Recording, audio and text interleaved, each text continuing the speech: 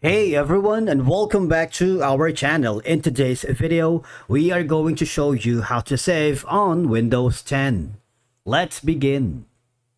Now, the first thing that you need to do is to log in using your credentials. If this is your first time in Microsoft OneNote, I want you to click the sign up option. And from here, just follow the on-screen instructions and you're good to go.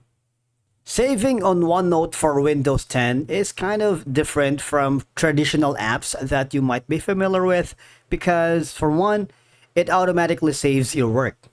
Alright?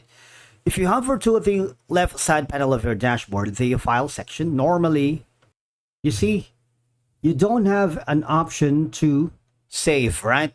Like the thing that you are familiar or for traditional apps. But instead, since it's automatically saved, all right, you can instead export. If you click that, you would now have an option to export it as a Word document, which is kind of saving it as a Word document file.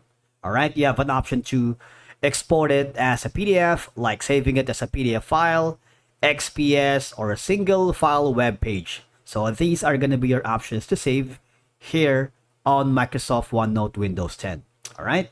Now, another option, if you're using the web version, log into your Microsoft web version OneNote, and then click the notebook that you wanted to open. You can open a new window, open a new tab, and export the notebook. If you do that, there is a pop-up window that says exporting.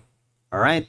So basically, if you click on the export to download, all right, your notebook content. If your notebook is large, this could take a while. That means it's kind of saving the OneNote data, especially if you're working with notebooks. That's another way for you to save.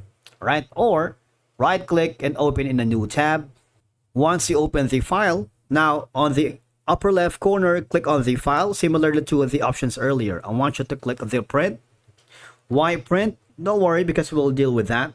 I want you to go to the destination section. All right. Now you have an option to save it as a PDF. If you click the see more, you don't have any much option. You can save it as a PDF. If you do that, save it to PDF. And of course, from there, you can use the PDF file, which is saved locally for backup or offline or even online access. For example, I'm working on the Gmail and I wanted to attach that specific file or the specific email that I wanted to do. Because I already have the backup, all I have to do is click on this insert photo and I'm going to upload it. All right. And that's it for today's video. Thank you so much for watching. We will see you again in the next one.